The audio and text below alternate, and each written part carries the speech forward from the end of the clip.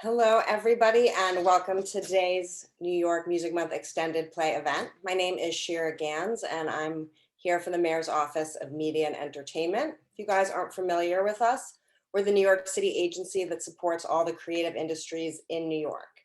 And today I'm excited that we're going to be having a discussion with Bill and Craig about the creator economy and the 3D elements and, of course, NFTs. This is part of New York Music Month. Traditionally, this has been a program that just happened in June, and this year, because of the pandemic, we extended it. It began in January, and it's going to run through the end of the month. I'll put in the chat the URL. You can check out all the events we've had to date. And I'm excited for today's discussion, and let us all know where you guys are hailing from. And with that, I will hand it off to Bill.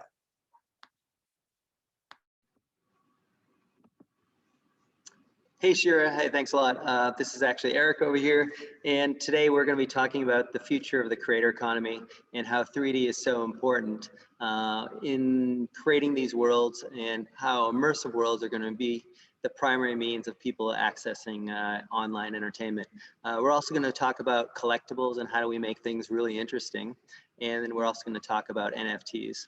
So I'm going to now share my screen and we're going to go through today's presentation.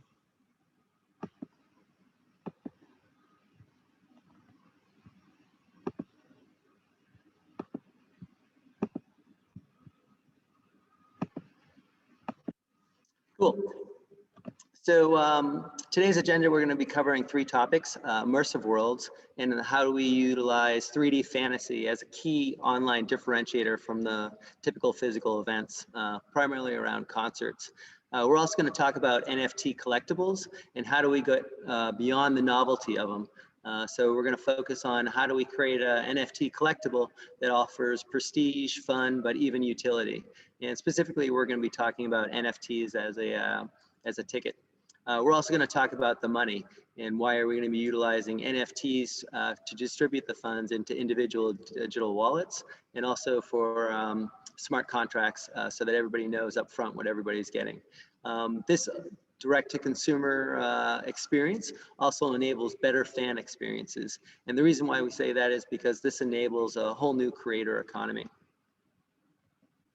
So a little bit about myself. I'm Eric Schwartzel, and I come from a gaming, music, and a payment background. I used to work over at Vivendi Games. I also did some work over at MTV, MasterCard. I worked on priceless experiences. And most recently, I worked over at Deloitte Digital creating 3D worlds within WebGL and using Unity and Unreal. I also have a background on using licenses as a means of building out worlds. Specifically, I had a trading card game called DECDAC, where I did deals with the NFL, the NBA, FIFA World Cup, and Real Madrid. And at that point in time, I realized when you use licensing, how you can create massive worlds, literally with millions and millions of people in it. And most recently, I just built out a WebGL world where we had over 6,000 simultaneous employees, and we're going to get a sneak peek of that. If you have any questions, feel free to always ask me. You can direct message me on LinkedIn. And since I live and breathe digital entertainment, that's my name over on LinkedIn. So NFT3D.me also has a lot of information that we're going to be showing off today. So feel free to check out NFT3D.me for additional information on what I'm showing.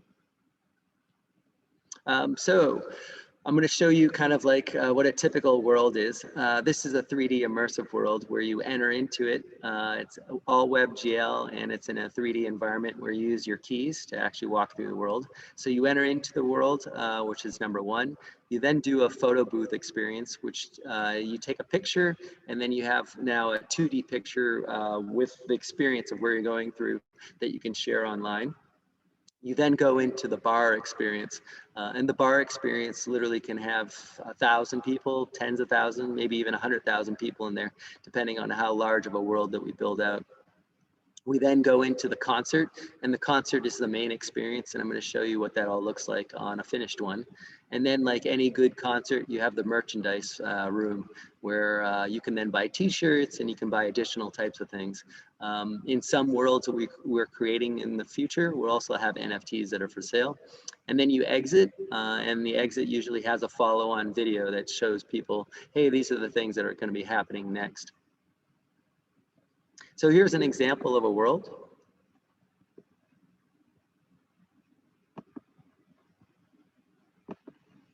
So it's fully what we call 6 degrees of freedom. I can walk around in it. I'm using my keyboard. This world here that I'm showing off, every time that you see a red dot, you can actually do something. So when you click on this red dot, there's a true false game in here. As you walk around in this world, there are different things that you can enable. And this world here that I'm showing off, it's WebGL. It's primarily Chrome compatible, and it works across Mac, PCs, and Chromebooks. We can also put this world onto smartphones like Androids and iOS, but those require a downloadable app. This is just in a browser experience. And we can also put 3D people into the world. We can also put in 3D models into this world. So here's an example of a spaceship. And you can also see the atmospheric effects and also the lighting effects.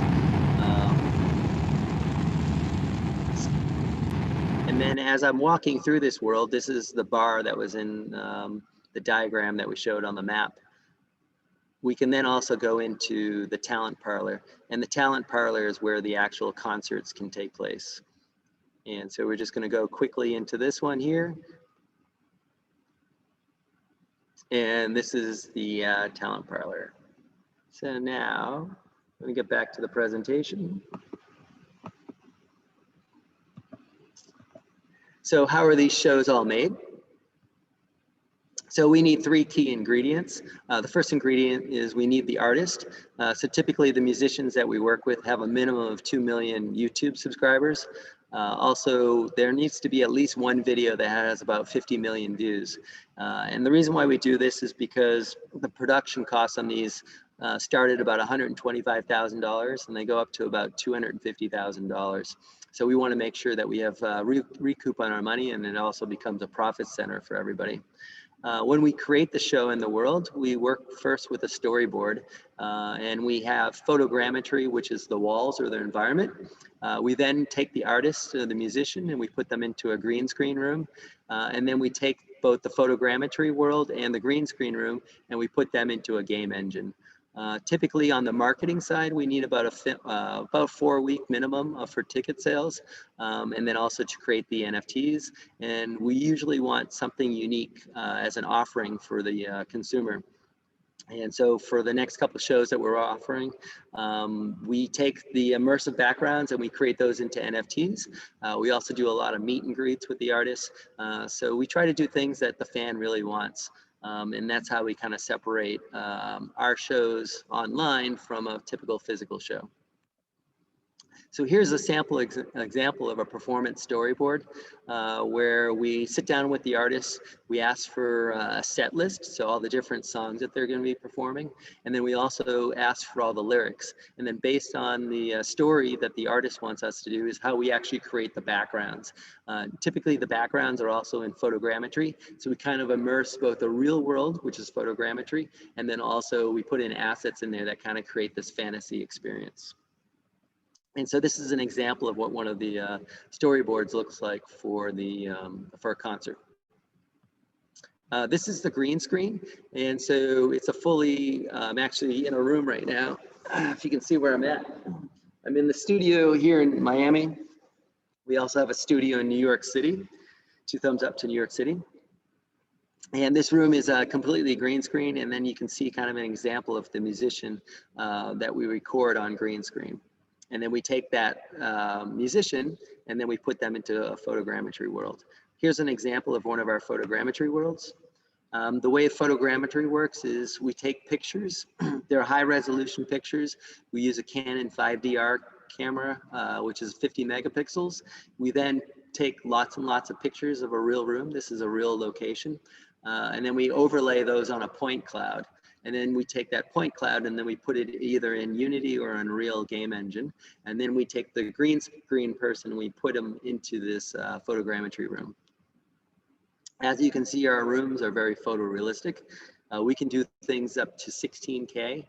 Most of the worlds we kind of dumb down for an online audience to either 2 or 4K.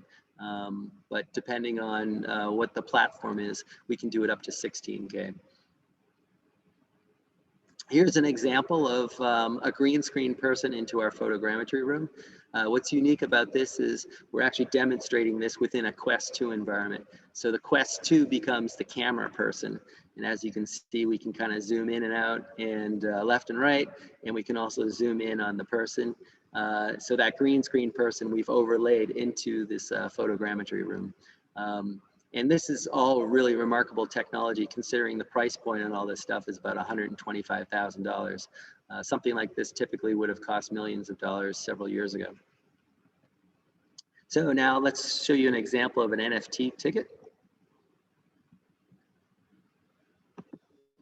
So there are three types of tickets that we are doing for this show. We have an online show, which has a general admission ticket for say a 9 o'clock show. So the general admission doors open at 8 p.m.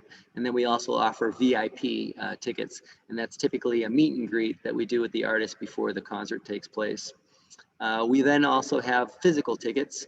So this show also has not only an online component, but also a physical show where you can buy the general admission tickets where doors open at 8 p.m. for a 9 o'clock show.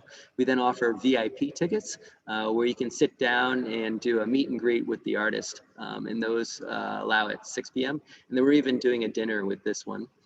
We can also offer an NFT for copyright of the full 90-minute show.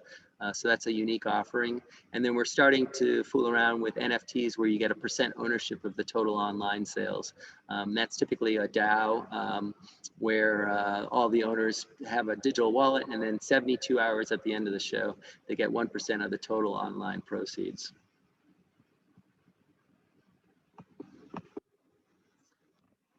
And now when we put it all together, what's it all look like?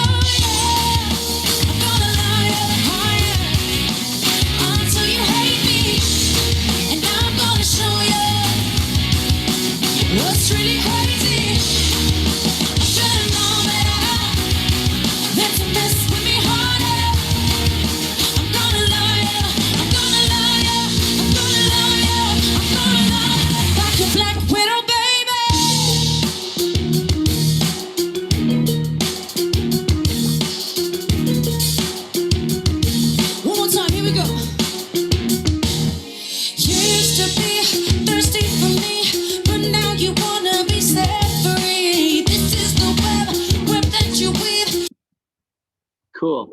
So hopefully you guys enjoyed that part. I also want to show you guys what the studio typically looks like over here. So I'm in my Miami studio, and we have something similar set up also in New York City.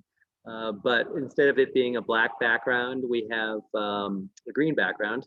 So this is where we do all the green screen. When we sit down with an artist, usually it takes about a day, sometimes 2 days, depending on how long of a show. Most of our shows are about 35 to 45 minutes in length. And yeah, it works out really well because the artist, we can do multiple shows in one day on a shoot. So typically, like, we have an artist where we're going to do a Puerto Rican show, we're doing a Buenos Aires show, and we're doing a Madrid show. And all that's going to be done all in the same day here. So the artists really enjoy doing that just because it's only in one day. And that all being said, I'd like to introduce Bill. Bill's going to talk about what they do on their NFT side. And we'll also do Q&A at the end of Bill. Bill, hey, thanks a lot, man, and take it over. Okay, Eric, thank you. Very impressive.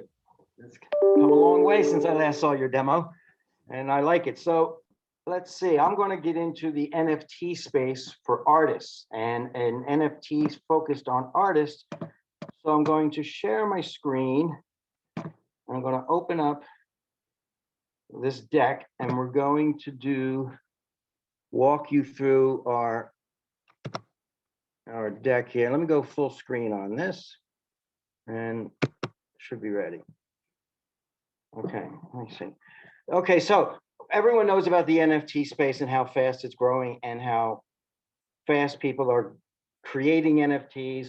What we did is to create a platform, which is not on Ethereum, and it's called X hashtag, where your NFT is a hashtag. So what you are doing is you are creating a hashtag and owning the hashtag, and it's on Twitter, and it's cross-platform for social media, also goes to Facebook and Instagram. But when you purchase a hashtag, you can then use the hashtag to organize your fans and unite your fans behind your hashtag, behind your song, whatever the hashtag may be. You can also take the hashtag and create sub hashtags that other people can create beneath your hashtag. For instance, if you created a hashtag called fashion, you could create a hashtag called fashion.jeans, fashion.shoes, fashion.hat.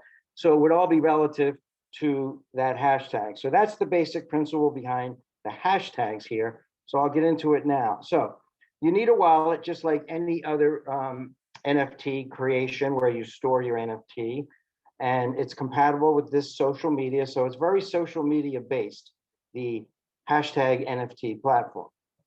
So you mint your NFT for $10. That is another advantage, which we priced it at that level so that artists can afford it and they can engage the fans for a reasonable price. There's no gas fees, meaning transferring the NFT or selling the NFT. So as long as you're internal in the platform, you can then unite your fans based on the hashtag that you have. So you can also create a NFT of a song. So if you have a song, you can attach it to the hashtag, and from there, the users can buy the song and they can own the song, even though the song can be streamed on other platforms and the song could be pretty much out there in the public. You can still own that song through the hashtag. So you can create the top level hashtag for $100 and $10 for hashtags, which again, as you see, the .nft. So if you have a hashtag called hip hop, then you could have hip hop.song1 or hip hop.song2. So each song can be attached to that branded hashtag, okay? And you can make more copies as well. You can make one song, you can make 100 songs. The reason you would do a song is because you can engage more with the fans, because then the fans who purchase the song, and whether it be for $10, can then get rewarded.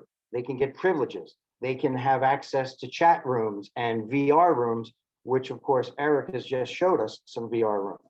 So how does the artist make money? If you own a hashtag, like in the early days of the internet, you wanted to own the URL. So all the URLs were getting sold as fast as possible.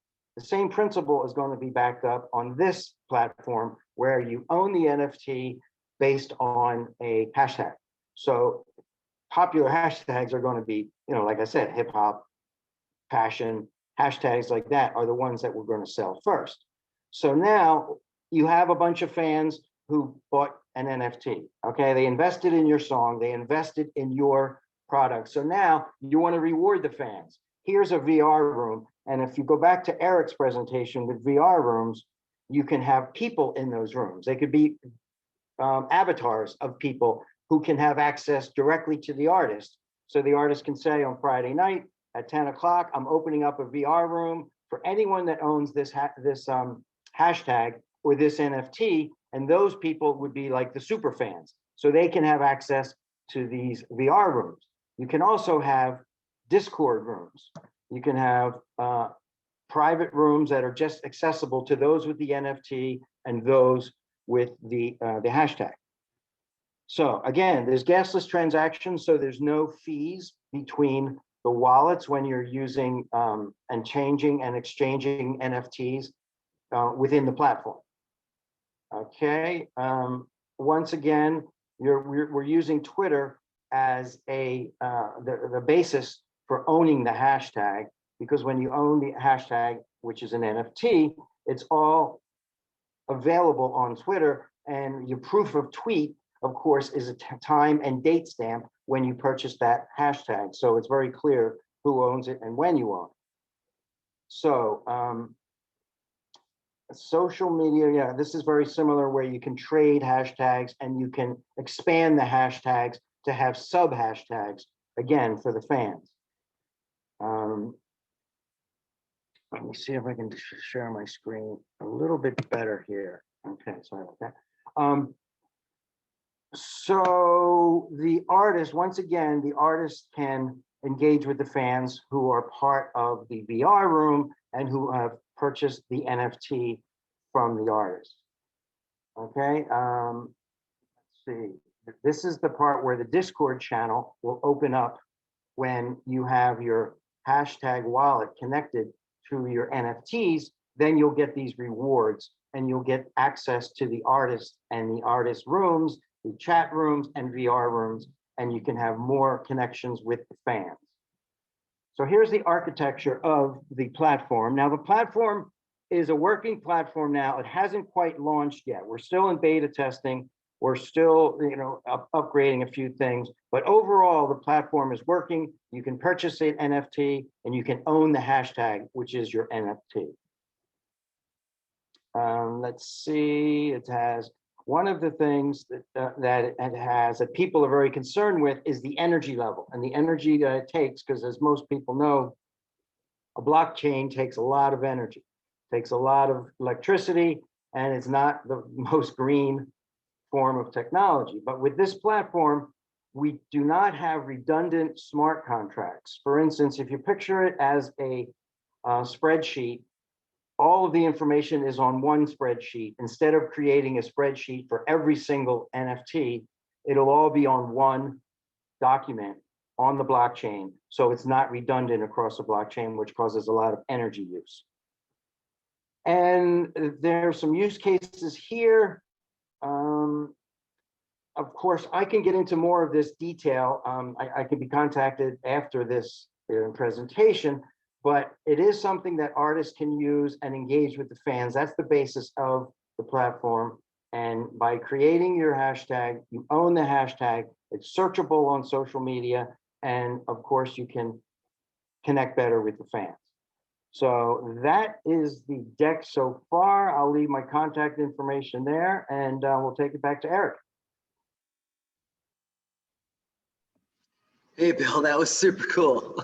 Yeah, I'm really excited with, I guess, all the different platforms that are kind of exploring this type of content.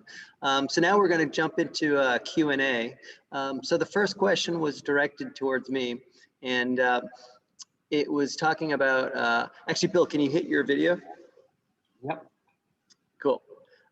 So the first question is, can we watch artists perform live in real time, and can we interact with them on the platform? And can we talk directly to them if they are videos and we are avatars? So we have a couple different versions. A lot of it's based on what the production budget is and so forth. But we typically do a 3D world and we do a 2D world. The reason why we do the 2D world is because a lot of people only have access to a specific amount of bandwidth, or they don't have a computer, or they only want to actually just watch it as a video, like a lean back experience. So that's the 2D video, and typically the 2D video is around $10. So we have, ideally hundreds of thousands of people watching our 2D video.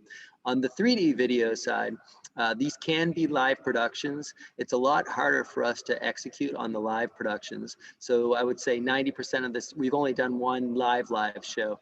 Most of the stuff that we do is pre-recorded, where we do a live part in the very beginning. It's a pre-recorded show, and then we do a live show at the end with the artist. And most of the times when it's a live,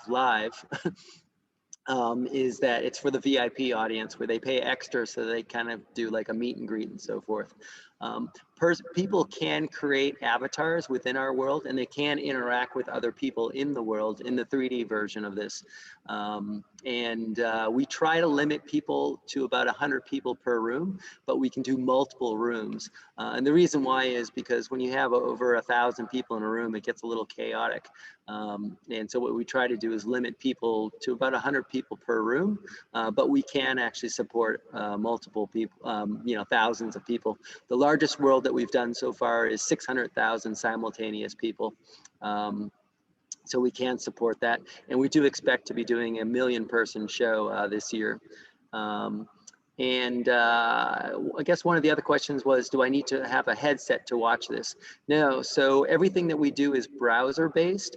So it's all PC based or it's smartphone based using an application, either an iPhone or an Android application. I like virtual reality. The only issue is that there's approximately 1 million headsets out there. So the audience isn't there. We want to reach literally billions of people. And so everything that we're doing is browser based on the PC, or it's a downloadable app on the iPhone or Android. Bill, you can throw on your video, and there are a bunch of questions that I'll read off to you and see if, yeah.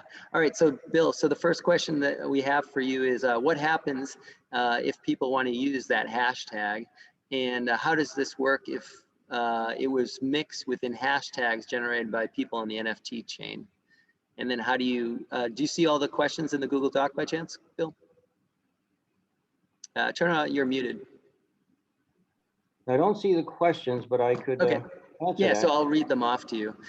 So I guess the first, like on a high level side, is how can you own a hashtag on Twitter?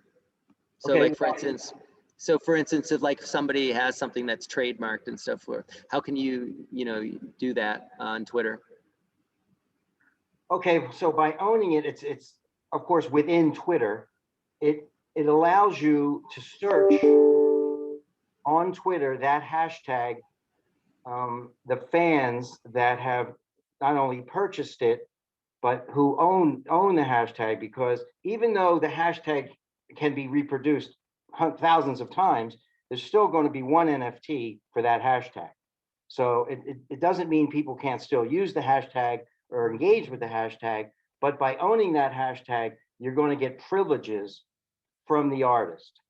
Okay, you're going to have privileges that you can unlock content, you can enter VR rooms, you can go in Discord, and other people, even though they use that hashtag, they don't own the hashtag, which is according to the platform, and your wallet, which will, because the wallet is connected to the access to these reward programs, like I said, VR rooms and Discord rooms, and then the artists themselves can also communicate directly to the people who own the hashtags, which would be the fans or the super fans. Then the artist can create private concerts, discounts to tickets, whatever the artist wants to do. It's a way for the artist to engage directly to the fans. That make sense? Yeah. I guess the bigger question is like, how do you stop people from using the hashtag that you've created, or I guess the conflict that potentially could be around, multiple hashtags that are similar and so forth? Well, anyone can use any hashtag. There's no one stopping you from doing that. But because you own a certain hashtag, whatever it may be that you purchased on the blockchain, you will just have privileges that come with owning that hashtag. Okay, and again, the privileges are to be determined by the artist who or the person who owns the hashtag. That makes sense? Yep, cool, awesome. Cool, well, I appreciate everybody's feedback on things. It looks like, I'm just trying to think if there's any other questions. Cool, it looks like I think we answered most of the questions. If there's any other follow-up questions, feel free to reach out to me directly on LinkedIn, and you can also reach Bill directly onto LinkedIn too. And yeah, appreciate everybody's time on this.